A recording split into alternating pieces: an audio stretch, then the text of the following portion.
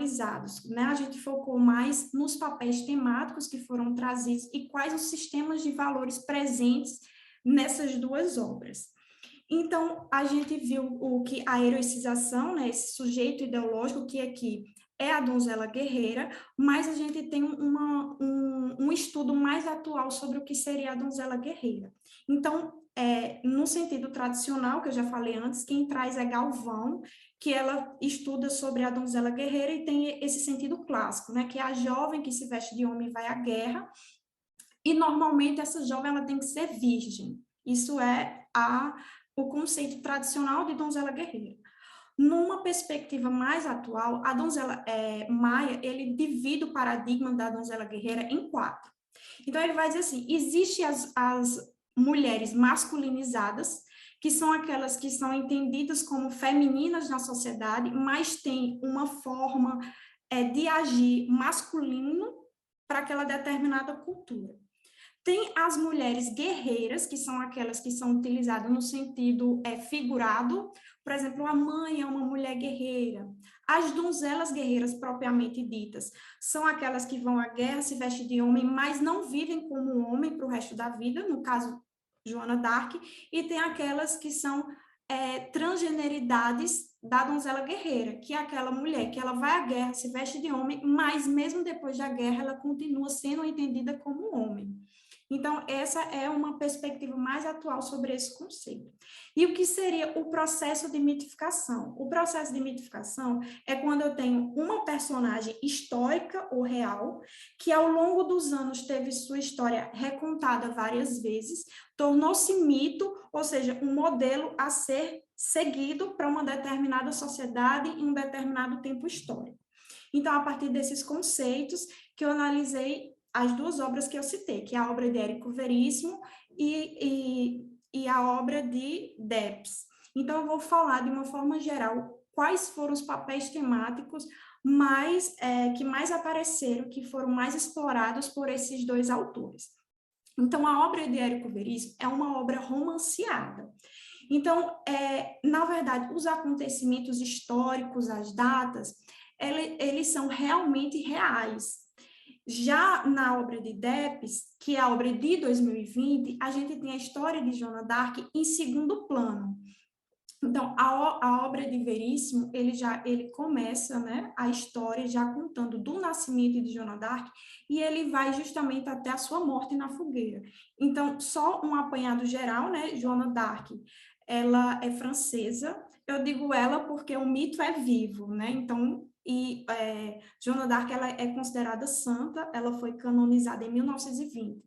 Ela nasceu em 1412, então ela já nasce no contexto da Guerra dos 100 Anos, e ela é condenada, né, num processo inquisitivo pela Igreja Católica, em 1431. Então, ela foi morta na fogueira por ela usar roupas masculinas, certo?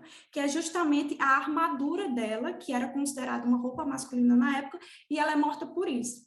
Então, voltando à análise da obra, na obra de Érico Veríssimo, ele já narra o nascimento de Joana d'Arc muito próximo do nascimento de Jesus Cristo.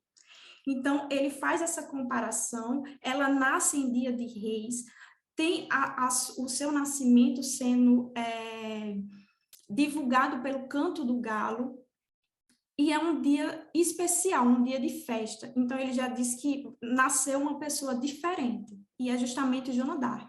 Então, na infância, ele descreve Joana d'Arc como uma criança diferenciada. Por quê?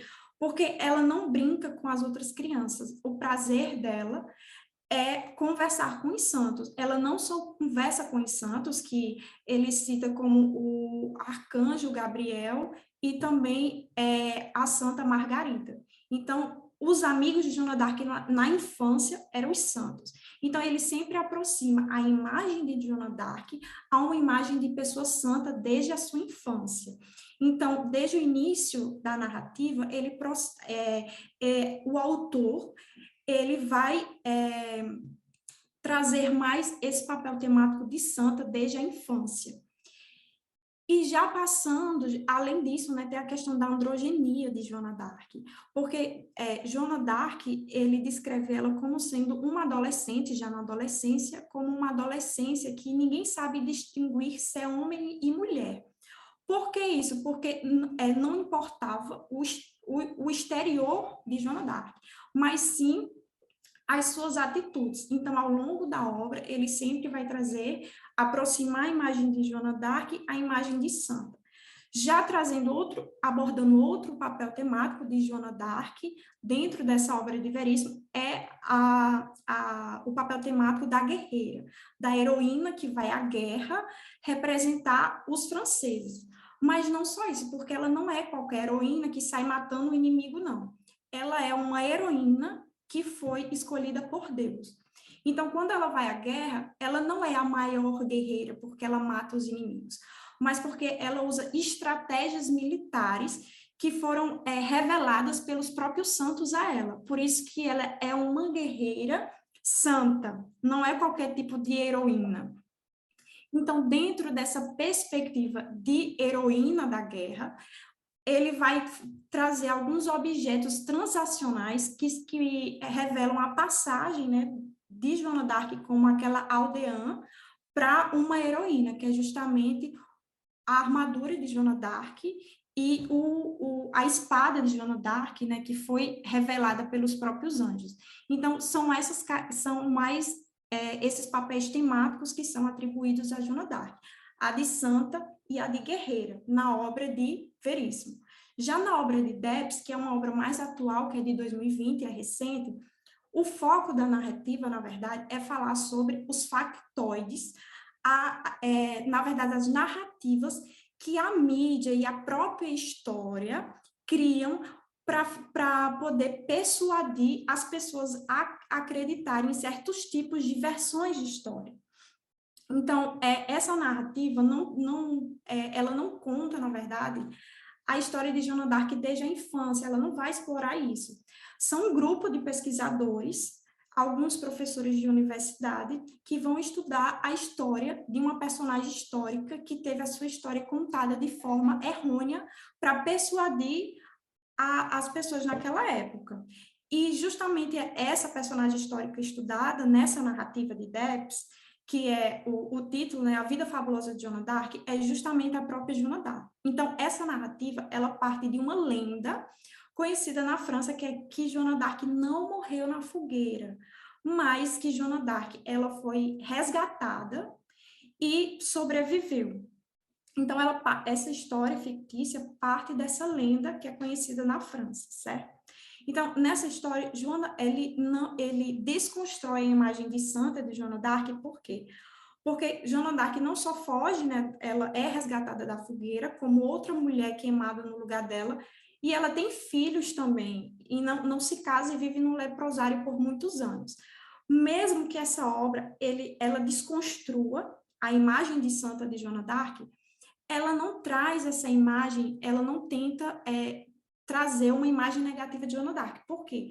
Porque ela justifica que Joana d'Arc quis fugir e teve filhos porque ela não sabia quem era ela. Ela foi dopada, a vida dela inteira drogada, para poder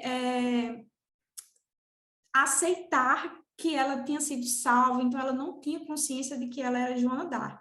Então, o livro em si, ele vai criticar como a história é contada a ponto de persuadir as pessoas. Mesmo assim, esse livro de Debs, que foi escrito em 2020, ele traz a imagem de heroína de Joana d'Arc. Qual a importância de Joana d'Arc como heroína para a nação francesa, certo? Então, assim, essas duas obras tratam de um mesmo sujeito ideológico, que é a donzela guerreira, mas focam em papéis temáticos diferentes.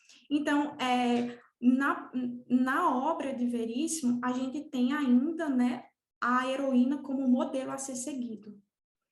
Já na obra de Debs, não, ela vai humanizar Joana d'Arc e mesmo assim vai trazer a importância da construção de um herói nacional, mesmo que algumas histórias, mesmo que atribuam qualidades negativas para esse herói, A história faz questão de esconder alguns pontos negativos para que se possa criar uma imagem de um herói nacional. Então, assim, nessa perspectiva dessas duas obras, né, a gente compreende que, a partir cada vez mais que uma história é contada sobre sobre uma determinada personalidade ou personagem histórico, vai contribuir para esse processo de mitificação. E por mais que essas novas versões, elas se distanciem da história original, ao mesmo tempo há uma aproximação com a época em que ela está sendo recontada. Então, é isso. Meu trabalho é só concluindo, né, no sentido justamente que as novas versões sempre vão contribuir para o processo de mitificação acerca dessa personagem histórica que se tornou um herói nacional. É isso, muito obrigada.